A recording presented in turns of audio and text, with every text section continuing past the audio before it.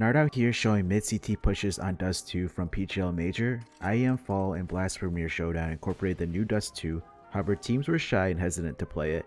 During the PGL Major, however, we got to see many teams playing the new Dust2, and I made a compilation of the pushes you can do on the CT side and setups. As you know, with the Dust2 update, the devs made a wall to where the Ts can't spot cross unless you jump down suicide. Even then, it is hard to spot the lower tunnels push. As you can see, I could barely spot the CT pushing tunnel in this clip. Shout out to my friend Partyboy505 for helping me here. You won't see T-oppers trying to shoot the player pushing door, but instead see them shooting players crossing the B or waiting to see if anybody peeks with an op, because that is a much easier shot to hit. When they do this, they might not be able to spot the door push because when they shoot, it's going to allow the CTs a chance to push doors as they won't be able to scope in. One way Ts are spotting mid is utilizing a boost, which then you have a clear angle to spot the door push. Another thing to make note is that the devs make the suicide walls shorter so you can't jump onto these boxes to watch the short push, which the CTs can fast boost and push short without being spotted. This Dust2 meta has definitely shifted with the CTs being able to push mid and tunnels much easier without getting hard punished as previously before. The Ts have to take extra precaution, time, and utility or dedicate a player to help boost at the start of the round, and or if the T-opper wants to go for a long peek, which then the Ts won't have vision on the mid push. This update puts a lot more pressure onto the Ts. First, I'm going to show you some CT pistol pushes.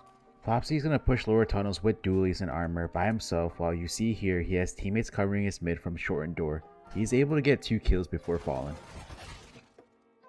Team Spirit players drop Dexter and Magic's dualies, and they have armor, and they're going to raid boss pushing into the tunnels holding the entrance where Astralis delay their way in, which the dualies wreck them. Astralis are going to have 2 players pushing up mid for their CT pistol, however all 5 players from Team Spirit are going to rush B.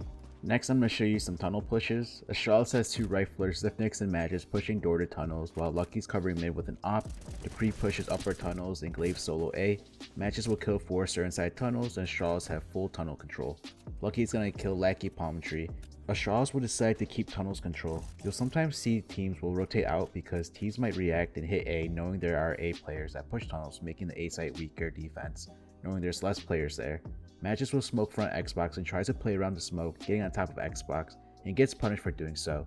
Zifnix will sit lower tunnels and watches mid, where he gets a kill, and then Dupree upper gets 2 killed. You see here how much pressure and map control by having tunnels can affect the Ts. I want to show you Elian's POV, who's going to get boosted, and he tries to wallbang Dupree crossing, however misses, and the 2 Astralis players take this moment to push in the tunnels without being spotted by Elian, who has to wait for his scope to come back. Quick tip here: when picking mid without the boost, you want to use the right wall, as it's going to give you a platform to stand on to be elevated to see close door.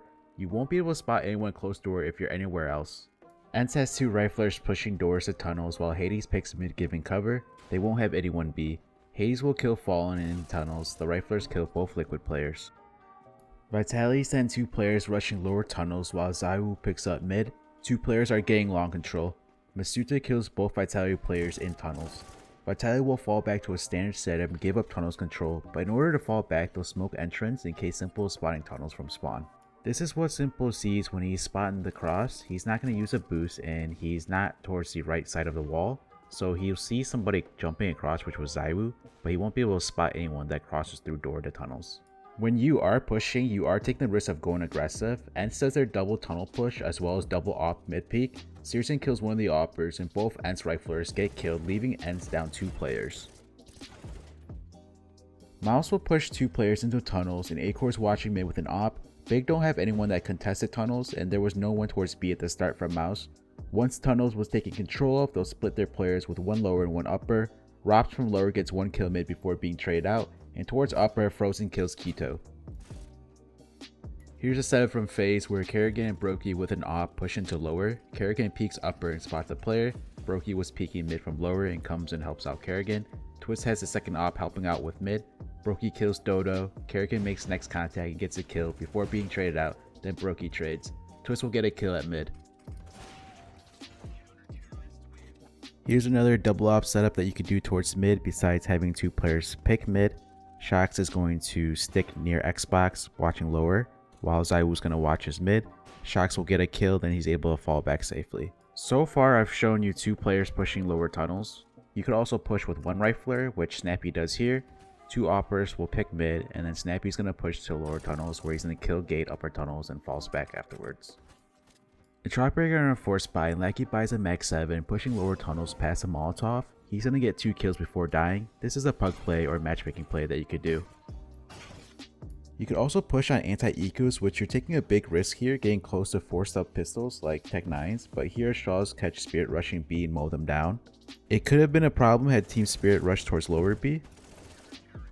You can get a lot of information by pushing tunnels. Glaive will solo push tunnel this round, he clears it on a force buy. From here his team will gamble stack towards A with 4 players, with Vitality showing presence by taking long control. Astralis are going to go in to win this force buy, with Vitality running to the A stack.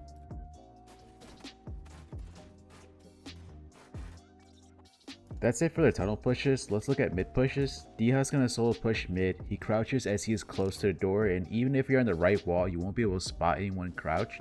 Luckily, Searson wasn't boosted, otherwise he'd be spotted. Diha makes his way towards the left mid wall to avoid being spotted from suicide and catches Tizian by surprise and falls back. From Searson's POV, he tags Snappy and doesn't have any vision of Diha pushing up as he goes back around to switch up his angle to peek door. This should be noted that even if you have someone watching mid, that you should take precaution of the mid or tunnels push, because there's a chance there could be a player or players that sneak by. ENCE are going to have 2 players push mid. Snappy's going to push up mid, and then Dodo's actually going to push into tunnels. Team Liquid has nobody spotting mid. Snappy runs all the way up mid and kills Fallen, who's throwing nades. Dodo gets a kill inside tunnels.